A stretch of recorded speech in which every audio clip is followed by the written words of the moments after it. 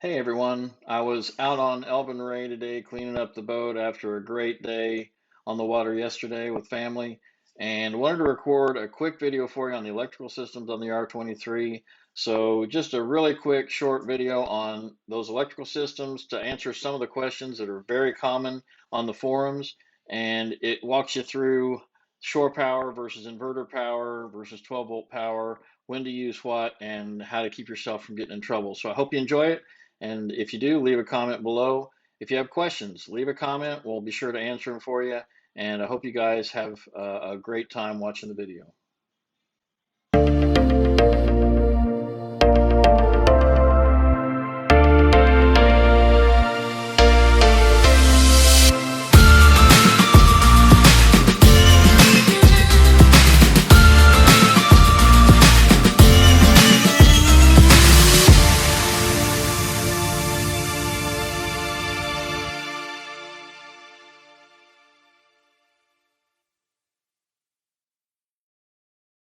So let's go over this panel very quickly, because there seems to be a lot of confusion about what actually is going on in this power management area of the vessel.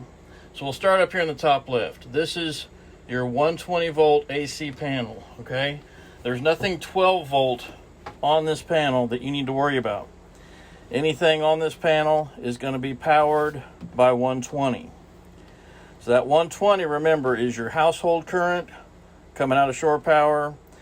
It's either coming from a pedestal at a marina, your garage. A generator is going to be outputting 120. That 120 volt power is all managed in this panel. Okay, so the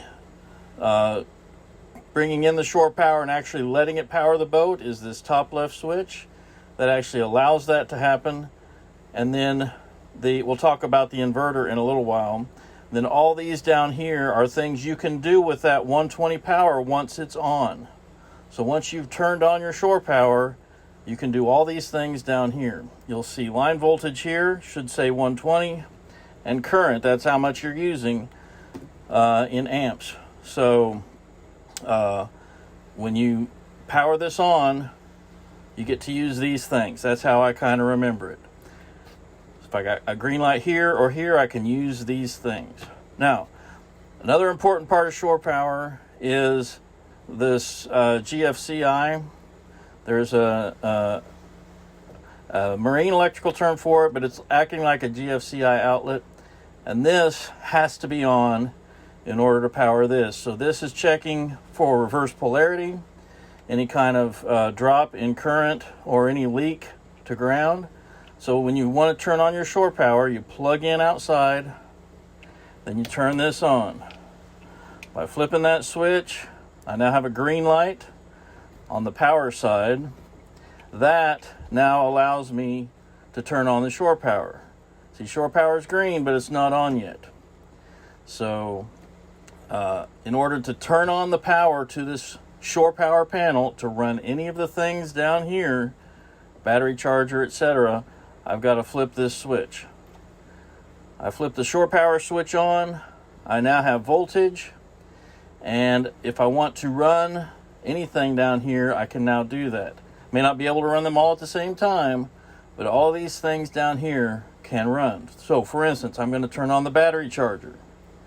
Battery charger is going to run, I'm about 100% now, so it's just going to run a float charge, but you see a little bit of a bump there on the amps.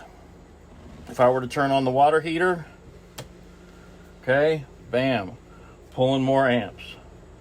So I can run all of these things that are 120 volt when I have a green light and this switch is on. Okay, so that's the 120 side of the panel, of your electrical management that's on this back panel. The next part are the 3 battery switches.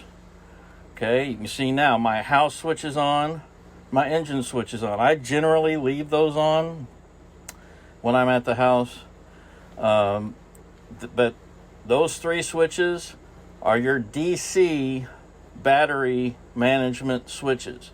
When you turn that house switch on, all of the stuff connected to your house battery banks, that's your lights, that's your water pumps, that the DC powered devices in your boat are pulled off of the house. The engine obviously is for starting.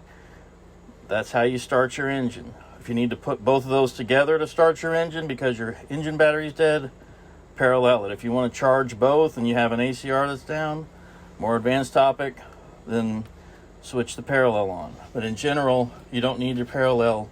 You should never need your parallel at all if you're managing your batteries properly. So all of your 12 volt is going to be managed there and at the device. So for instance, the water pump for the sinks has a switch. If I want that water pump on, I flip that switch on. If the house battery is on and that switch is on, I can use the sinks. Either of those is off, I can't. So that's the DC side. Now, you've got a couple other things going on this back panel. May vary on your model. We have the air conditioner control unit. I have installed a battery meter or battery management system, the Victron 712 BMV. I've got a separate video on that. I've never touched that panel to push a button or anything because everything's controlled by Bluetooth, but that's what that one is for. You won't see that on your boat from the factory unless they've changed something.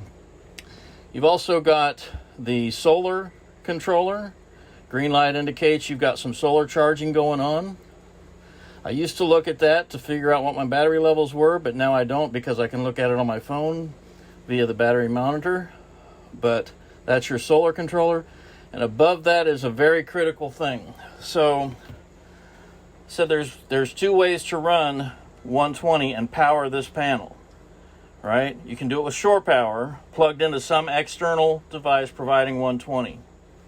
That can be a generator, that can be your house, that can be a pedestal at a marina, those types of things. The only other way to do it is to use your batteries. Now, you can use your 12 volt batteries to power this panel by turning on the inverter. So what I'm going to do is I'm going to disconnect from shore power. So I'm going to turn off my 120 devices. I'm going to turn off my shore power. I'm going to hit the breaker here. That's how I always disconnect from shore power. I know there's no shore power coming on. I always use this switch. This is my final shut off after I've shut off this panel, just to ensure I do that before I unplug anything. But if I wanted to run, let's say I'm out at anchor and wanted to run the microwave for a few minutes, all right? Or I wanted to run the air conditioning while I'm underway. The first thing I have to do is convert that 12 volt power that's in the battery to 120, and I do that via the inverter, okay? The inverter has to be turned on first before this light turns green to let me know it's powered. And you'll notice the little toggle here. You'll have this on whatever boat you're running to let you know when the shore power is on. I can't run the inverter. And then when the inverter is on, I can't run shore power. Right? You only have one 120 volt source at a time. So in order to do that, I've got to get over there and turn on the remote switch for the inverter.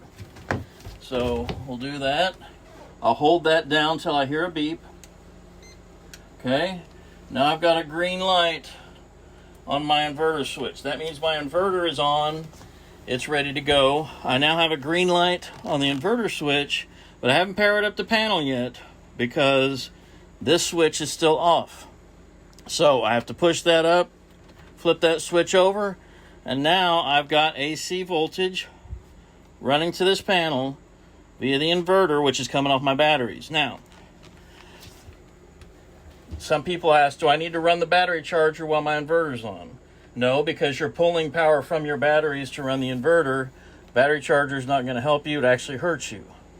So you never run your battery charger unless you're connected to real shore power. But you could run things like your outlets. Let's say you had a couple of fans, or you wanted to run a charger for your phone. If you want to run your air conditioner, you can do that. You just got to monitor your batteries and know how long you can run that before your batteries get too depleted. You never want to go below 50% with the factory lead acid batteries. So now running things with the inverter. I got power at my panel. You can see that here, but I don't have anything pulling power from it because I haven't switched anything on except for my outlets here. So let's say we wanted to run, let's turn the water heater back on. Okay, now I'm using the water heater and it's pulling a ton of power out of those batteries to power the water heater. That's not going to last me very long, probably not a very good idea because of the amount of amps that it's pulling.